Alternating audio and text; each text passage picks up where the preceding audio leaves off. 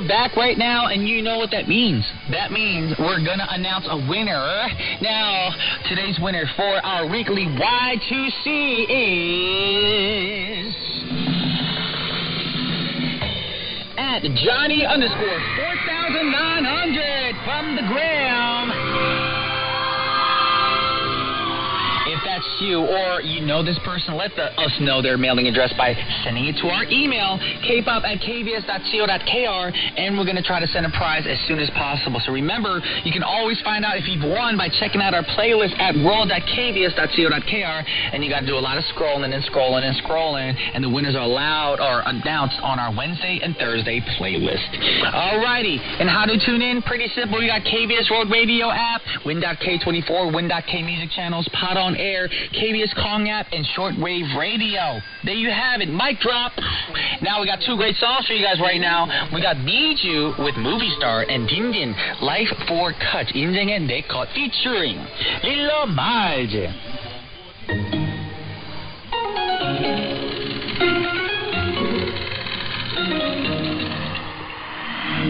살짝 겁이 나 온다 다른 날 낯선 예감 반짝거리는 사랑 Last night the one and only KBS World Radio. Yeah.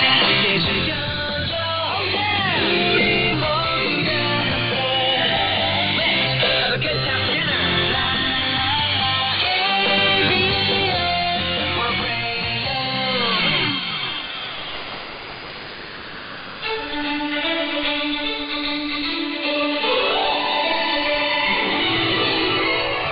70 years with KBS World Radio, 70 years of global Korea. Throughout the year, we celebrate the 70th anniversary of KBS World Radio with the voices of our listeners from all over the world.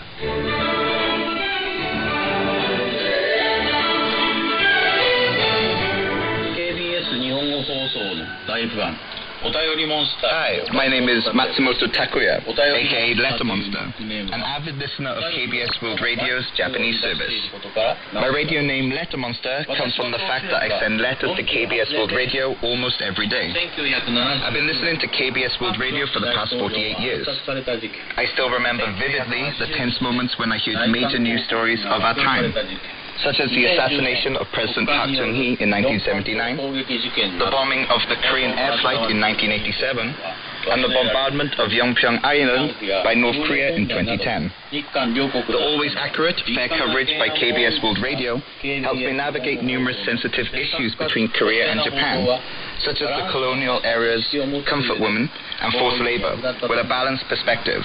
I hope the two countries will continue to move forward hand in hand in the future, and I promise to tune into KBS World Radio's Japanese service for years to come. Thank you. ずっと聞いていこうと思いますありがとうございました 70 years with KBS World Radio, 70 years of global Korea. KBS World Radio brings Korea to you wherever you are.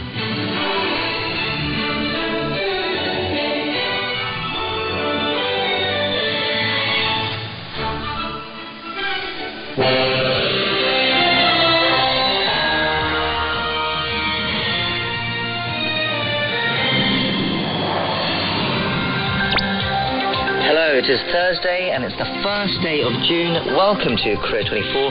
I'm your host, Kwon Jang-woo. North Korea slammed the US for condemning the regime's failed satellite launch and pledged that it will put a military spy satellite into space soon.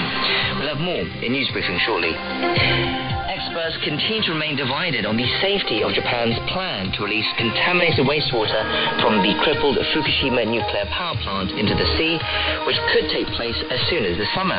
We speak to two experts on both sides of the issue for our in-depth today. And coming up for Explore Korea, we learn about street dance culture in Korea and the upcoming Gwangju Street Culture Festa. Let's begin Korea 24.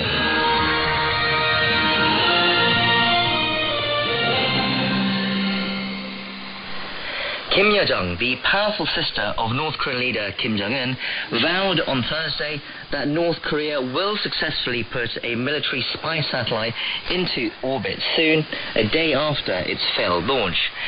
She then slammed the United States for condemning Wednesday's launch. Joining us in the studio now is our KBS World Radio News editor, Kui Jin, to brief us on the latest diatribe, as well as our other headlines of the day. Kui Jin, hello. Hello, Tama. So quite a defiant stance from Kim. Detection of any additional radionuclides at significant levels. The UN watchdog said that TEPCO has demonstrated a high level of accuracy in their measurements and technical competence, and its sample collection procedures follow the appropriate standards required to obtain representative samples. The IAEA said samples taken for the report were analyzed by TEPCO, as well as 3 IAEA laboratories and third-party facilities in France, South Korea, Switzerland, and the US. The IAEA plans to release its final report before Japan proceeds with the discharge.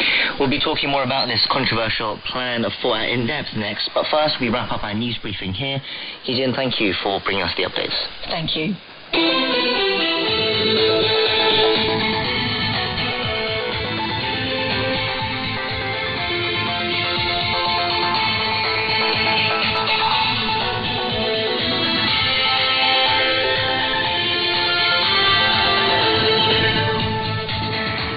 Of the South Korean inspection team that visited the Fukushima nuclear power plant last week held a press conference on Wednesday. He said that they had extensively inspected key equipment that were used to discharge the contaminated wastewater from the crippled plant into the sea, but he added that further analysis is needed to conclude on the safety of the plan. Experts have remained divided on the controversial plan. The plant, despite it being decommissioned after the 2011 earthquake and tsunami, is still producing some 100 cubic meters of radioactive wastewater a day, a byproduct of efforts to keep the melted reactors cool.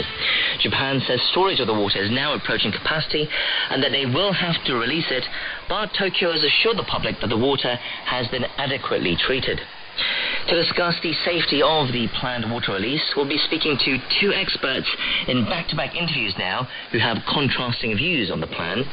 We'll be speaking to Dr. Robert Richmond from the University of Hawaii at Manoa a bit later. But first, we have Professor Wade Allison from Oxford University. He is a renowned expert in electromagnetic radiation, and he is the author of a book published in 2009 called Radiation and Reason: The Impact of Science on a Culture of Fear. He joins us on the line now. Professor Allison, thank you for your time today. Hello. Let me start with something you've said previously about Japan's wastewater release plan. You said that you have no doubt at all that people do not have to worry about the wastewater, and that you can think of no particular effect from the treated wastewater on the human body, likening the effects of the wastewater as having a CT scan or medical x-rays. Can you expand on this for us and how you are sure that it's safe? There are two questions. One is, what would the effect of the radiation be on the human body? And that I am quite sure about, because I compare it, for instance, as I did when I was in Seoul, with the radioactivity which is in our blood and in our bodies all the time. And that is much larger than the effect of would be the effect of drinking the water. I mean, I'm talking about drinking the water undiluted. Pretending that this is only radionuclides and that it should be looked at in a vacuum is incorrect. And so continuing to use the ocean as the ultimate receptacle for all kinds of human-induced stressors is simply the wrong way to be going. This is the United Nations Ocean Decade. The people of the Pacific, and I really do credit the leaders from the Pacific Island Forum for being so proactive and not only looking at the state of the oceans today, but in looking at the legacy that they leave for their children and generations to come. And this is why I think this is a very big concern.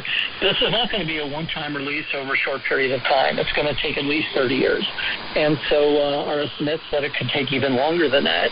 and if you consider the decommissioning that is being planned for the three cores that are in meltdown, this raises further questions that this is not only transboundary, which has huge implications in terms of law of the sea. The radionuclides are not going to stay around Japan or on the Japanese coast. They'll be transported by currents. They'll be transported by fish. They'll be transported even by plastics. Turns out PET plastics have been found to transport radionuclides across the ocean. So here we are looking at an ocean under stress. We're looking at people that are already at risk from the loss of ocean resources. The people of the Pacific are directly being affected by all of these impacts that they're not responsible for. And here we have a situation where the people of the Pacific did nothing to cause the problem, yet they have nothing to gain from this dumping of the contaminated water and everything to lose. Well, we'll have to wrap it up there. We've been speaking to Dr. Robert Richmond from the Koalo Marine Laboratory at the University of Hawaii at Manoa.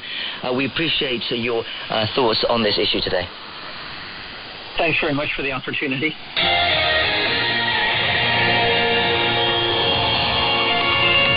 Welcome to the Korea 24 Stock and Forex Update. The benchmark Korea Composite Stock Price Index fell 7.95 points, or 0.31% on Thursday, to close the day at 2,569.17. The Tech-Heavy Kosdaq rose, however, gaining 6.84 points, or 0.80%, to close at 863.78. On the foreign exchange, the local currency strengthened 5.61 against the U.S. dollar, closing the day at 1,321.61. You can check Korean stock and forex closings at world.kbs.co.kr. Next, let's turn to our daily segment, Korea Trending, where we round up some of the other news stories that have been trending online today. And for that, we have with us our contributor, Diane Yu. Diane, hello. It's good to see you. Hello, Daniel. Let's head straight into the first story. What do you have for us first? We start with quite an amazing story. It was belatedly revealed that a South Korean man was rescued by Qatar authorities. Around 24 hours later, he fell from a ship into the sea. According to Qatar's Ministry of Interior and the Korean Embassy in Qatar on Wednesday, a male sailor in his 20s fell into the sea on the night of May 23rd from a commercial vessel passing through the waters near Doha. Qatar conducted a large-scale search operation using the Air Force, Navy, and Coast Guard, and they were able to find and rescue the man the next day. 24 hours at sea. That's incredible. Right. How was the man able to survive for so long? The sailor is said to have found a floating object while in the sea and held onto it to keep afloat. Right. Qatar's Ministry of Interior explained that, quote, concept on Wednesday, sales of rainy season items such as rain boots and aqua shoes saw more than a 15 times increase in the month of May compared to the same period last year. In particular, the best-selling product was rain boots, and sales increased by nearly 2,000%. The popularity of rain boots has been greatly influenced by the KMA's prediction that there will be heavy rain due to the El Nino phenomenon. El Nino is the warm phase of the Pacific Ocean's temperature cycle. The KMA predicted that El Nino would develop from May to July, a month earlier than originally expected, and it would result in harsher weather conditions. Right, so I can understand why people are opting to purchase these items if rain is expected. Right. Still, that's quite a steep jump. Do we know if there are any other explanations for the recent rain boots craze? So previously, rain boots were considered a fashion accessory that's worn only by women, but people's perception has changed. The number of male customers looking for the item has significantly increased. Also, having many different choices of design and color has contributed to the sales hike. The existing monotone boot colors such as navy, blue, or black have been diversified to something more colorful like yellow, green, and pink. And as there are more options to choose from, the South Korean fashion platform explained that consumers are buying more than just one pair of boots. Right, so it looks like 2023 is going to be the year of rain boots. Yes, more the merrier. Okay, we're going to leave it there for today's Career Trending. Thank you for those stories, Diane, and we'll see you next time. See you next time.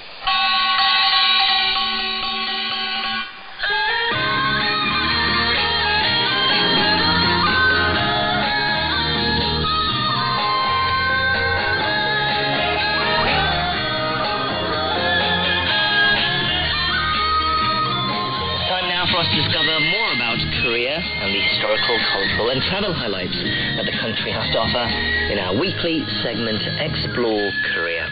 And this week we have our travel explorer, Hannah Roberts, with us once again, ready to introduce us to another place to visit on the peninsula.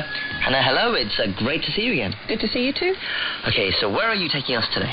This time we're actually leaving Seoul and we're heading south to the city of Gwangju in the South Jeolla province. It's a city that is probably most famous for its tragic history and very strong people, but that's not why we're going there today. This time I want to introduce an upcoming event, which is the brand new Gwangju Street Culture Festival. Okay, that sounds interesting. What's it all about? It's all about street dance, actually. Right, okay. So street dance is the most direct and fastest. Sure. Once you get there, the Asia Culture Center is located right next to 518 Democracy Square. If you're taking public transport after you arrive, or even if you live there already, then the subway is the best way to get there, as it's located directly outside the provincial office subway stop. If you're coming in by train from elsewhere in Korea, it's just a 10-minute taxi ride from Gwangju Station or 20 minutes on the bus. Yes, talking about the May 18th Democracy Square, of course there's so much else to see in Gwangju as well. There's so much history and culture, so it's definitely worth a trip down, even if it's not for the festival. Oh yeah, always worth a trip to Gwangju.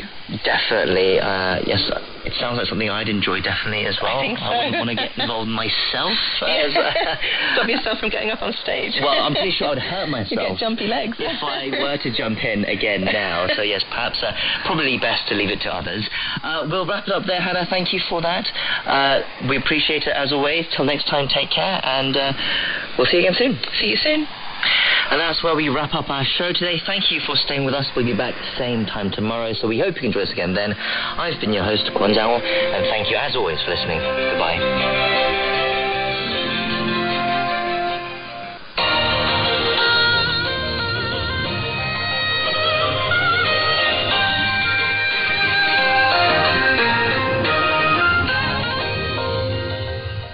KBS World Radio.